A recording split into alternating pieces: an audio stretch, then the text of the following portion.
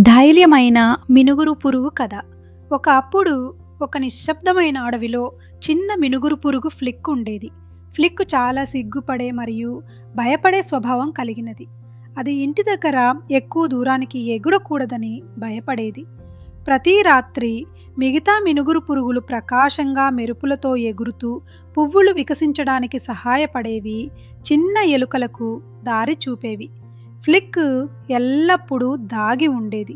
తాను ధైర్యం లేనట్టు అనిపించుకుంటూ ఉండేది. ఒక రాత్రి ఒక చిన్న ఎలుక దారి తప్పి ఏడుస్తోంది.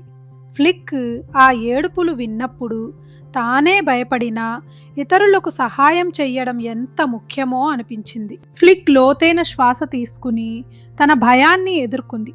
తన చిన్న రెక్కలతో ఎగురుతూ చిన్న ఎలుక దగ్గరికి చేరింది. మొదట గుండె వేగంగా కొట్టుకున్న ఇతరులను సాయం చేయాలనే మనస్సు భయాన్ని అధిగమించింది. ఫ్లిక్ చిన్న ఎలుకకు సురక్షితంగా దారి చూపించింది. మిగతా మినుగురు పురుగులు ఫ్లిక్ కోసం చాలా సంతోషంగా ఉత్సాహపడ్డాయి. ఫ్లిక్ తెలుసుకుంది, ధైర్యం అంటే భయం లేకపోవడం కాదు, భయమైనా ఇతరులకు సహాయం చెయ్యడం.